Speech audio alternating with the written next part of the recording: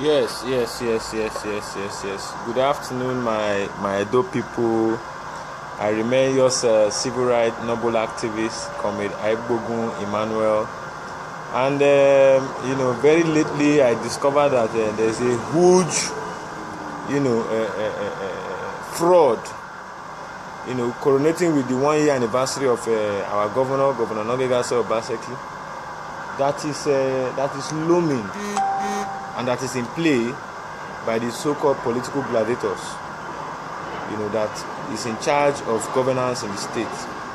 And that is why I came, because I want to begin to let those of you who listen to the message, some of us come up online to advocate and to send across to you via the platform of social media. As at this very hour now, I just want to start first of all by also thanking the good people of Edo State who have remained resolute in ensuring that good governance remain the watchword in which our government is being formulated, and policies of government is also being carried out. At the very just now, I know most of you will know this book before me. Most of you who are watching me now would know this book. In this book, you have chapters of it that formulates our Nigerian Constitution.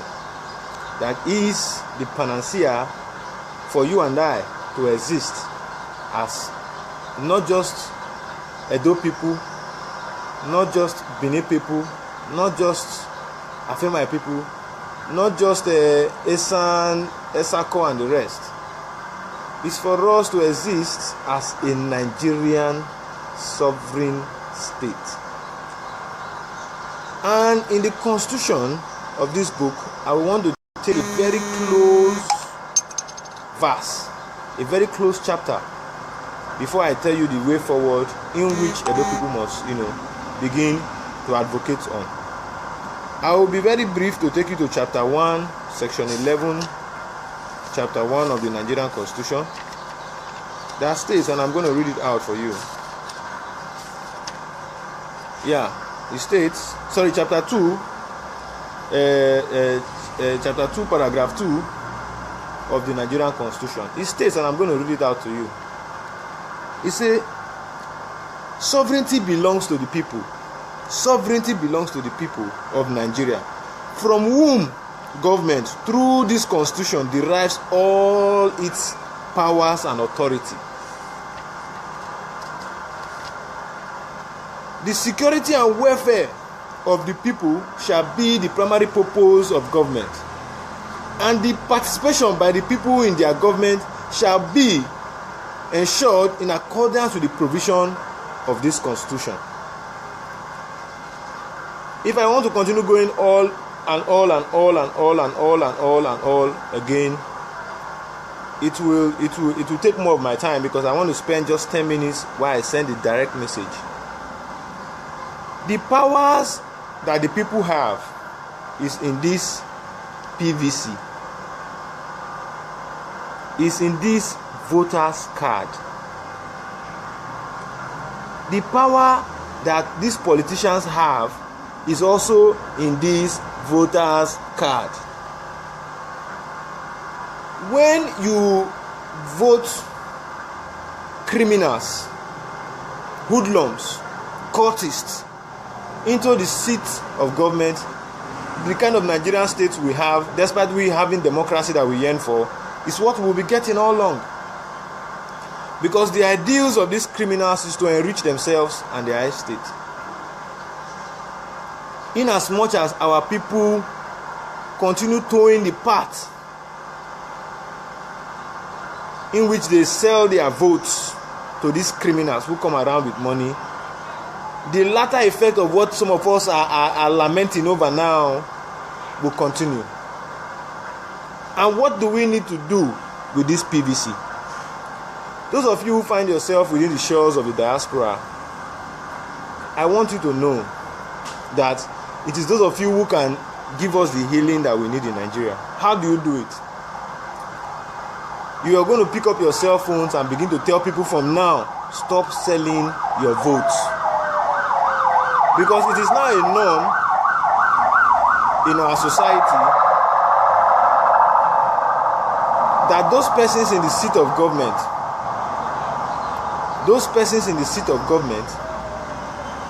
they indulge in selling their, in buying the votes of we the electorates.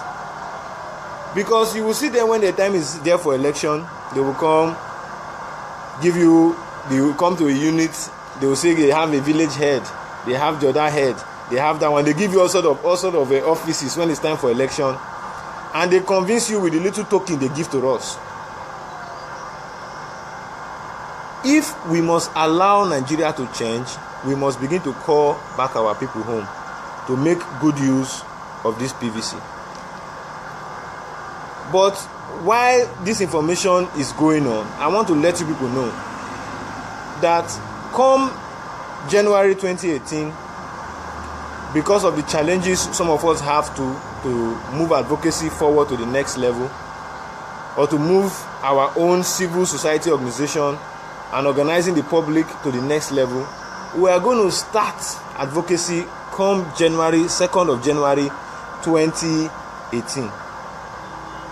And in that advocacy, we are going to go across the 192 words, telling them this message I just told you, preaching what their power is in the Constitution. Without this, we go nowhere. And lastly, to those of us who are youths, who are privileged to find ourselves within the orbits of social media, if you take a closer look to the society where we find ourselves, when you're telling Edo State,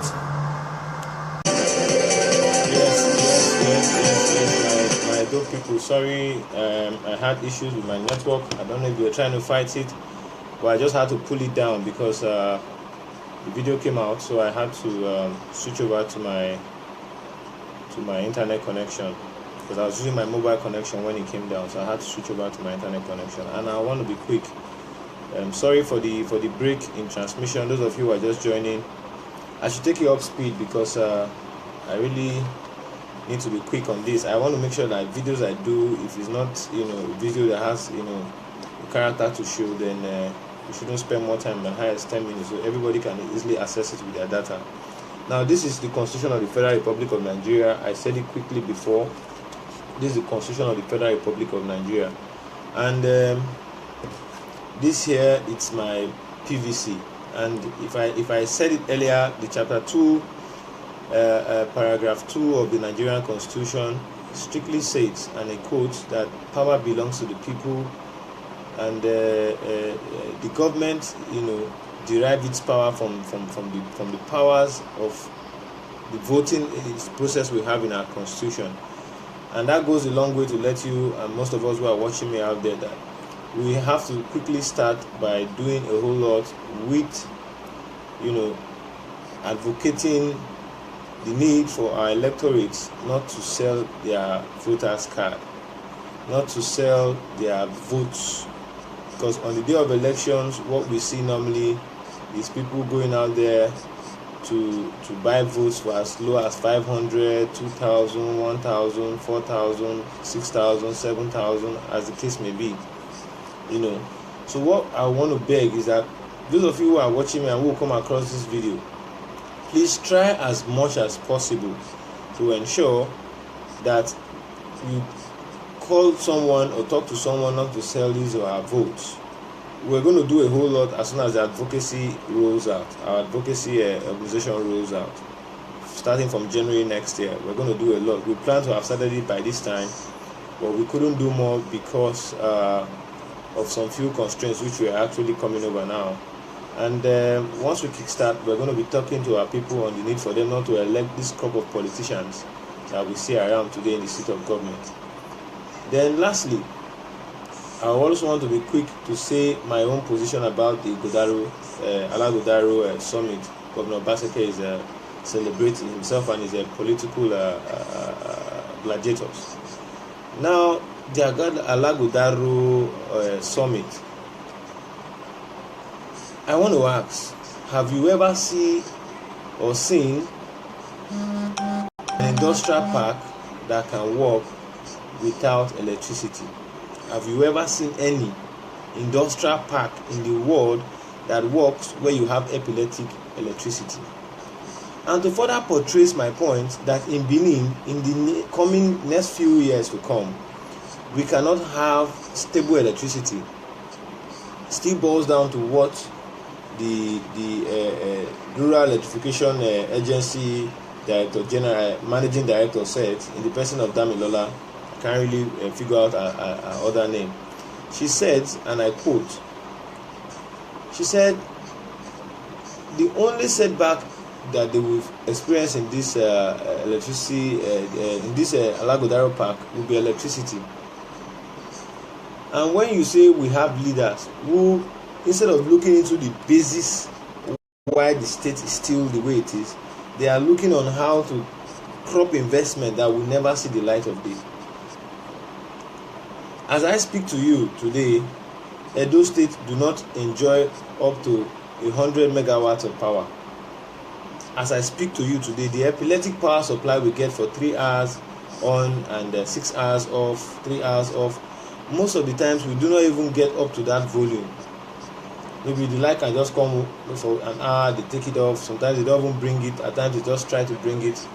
And having seen all of this, it shows that we're going nowhere. Then, furthermore, everybody is talking about Alaghodaro Summit. I want to ask a question that you should join me in asking every other social media network that talks about the governor's good deeds. How many contracts did they sign at the end of the summit with these investors they brought into the state? With Dangote and all that. How many contracts did they sign? The Indian company that they say was going to manage the industrial park, what are the contractual agreements they have? Why is it that the public is not being made to know those contracts that were signed? Why is it not in the glare for people to know if actually they signed the contract? I've not heard and I've not seen, and I'm still waiting to hear if there's any. So having stated all of this, I told you I didn't want to spend much time. The truth here is, remember to do one thing for the sake of humanity. Because the 2019 election, the INEC has released the calendar. We're only going to be voting in our House of Representatives, our House of Senate, our House of Assembly members into the seat of Parliament. And it will be right for us to make sure that we get it right at the 2019 election. And the only way we can get it right is not this lamentation of what their actions are after election. It's what the kind of people we send into government. That's where we should get it right from the start. When we get that right, once people know that they have the mandate of the people, they didn't buy it, then they must work to the expectations of the people. It is natural. You cannot expect what you don't have. Having collected money from these politicians, you don't expect them to just let go of their monies. That is what we are seeing today. We all know how much election costs, and it shouldn't be that way. That's where our problem lies. So it would be very nice if those of us who understand democracy, who understand the tenets of democracy, live up to expectation by coming all out to educate the larger society that do not have access to proper information because of this same epileptic electricity supply we are being faced with in the state. Having discussed all of this holistically with you, I would want you to ask, what role can you play? Inbox me and ask, what role can you play? Because I could not say everything here on social media. We are going to be recruiting a whole lot of people who are going to help us on our social media, outreach. What does that mean? That we're going to have members who will be doing the online talking and online broadcasts and all that for us to ensure that we have a wider coverage via the social media. That is one. Then two, we're also going to ensure that this, our advocacy thing, it shouldn't just be only just us doing it. You have to pick up your phone, as I said earlier, call a brother, call a sister, call an uncle, call an auntie that is living here in Nigeria. There are cities we're going to get to stages as far as we progress. Start telling them not to stop selling what do you call it, their PVC, their voters card, and their votes. They should stop selling it for just 5,000, 3,000, and all that. Upon this, I bet you, if we get it right now, we'll get it right forever. I'm very happy that some of us are very young and energetic to sacrifice whatever strength it takes, as far as there's blood and life in us, to continue preaching the gospel we have started. And it will go a long way if some of us can also write our name in the pages of history that we brought about a new era of governance. It is not all about fighting. It is not all about insults or hate speeches and all that. It is all about fixing our economy, fixing our environment, fixing our society.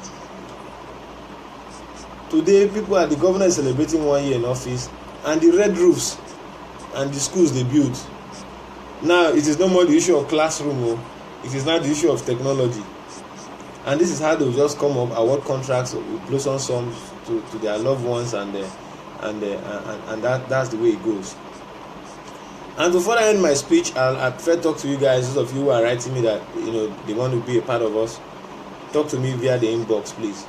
Now, I'm going to tell you something that is shocking. Are you aware that the entire Central Hospital 5-star building that was done by Oshomole and our governor Obaseki, as he then was as the chairman economic team, are you aware that that hospital gobs more or equivalent to 10% of what the industrial park is all about?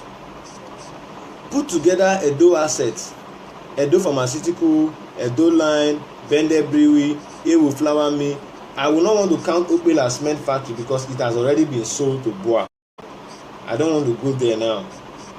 Okpela, fruit juice, milling paper company, name it. The companies owned by the state. Those companies put together that are becoming a tourist site, from what I'm saying, because the state government does not want to go into that issue of BENDEL Brewery or whatever, and however the case is, because they know that at the end of the tunnel there will be problems. Not problems because if they revive these things, it will not work. No, they know that if they revive it, people will now understand that it takes nothing to start up industries back. And they know that where there will be problems, that when they revive these industries, they will not also have the bloated sum of monies they will have when they start up a new project from scratch. The access to the level of money they will steal, that's just what I've observed, and I stand to be corrected on any platform. So this is where we're going to, but we're going to take it in bits. And lastly, there's nobody who has succeeded without prayers. I'm a Christian, and I also want to join you guys to always ensure you pray for some of us who are staking our lives to ensure that the society gets better. Once again, I thank you all for watching me on this episode. It's going to take a while before I come back on social media, because more of the talk we do, it has to do with fetching knowledge upstairs, So it's going to take a little while, and when next you'll be seeing me on social media, I tell you, it would have gone very far. But don't be shocked when you see me on social media if there's an event that is taking place that I have to report via the social media. So once again, we're going to thank you, our Edo people who is out there. I'm still thanking you all. Thank those persons who have been doing great. Today I was very happy when I saw Emmanuel Aigbogun protesting, until when the embassy gates were opened and they started attending to them, and that's how it's supposed to be.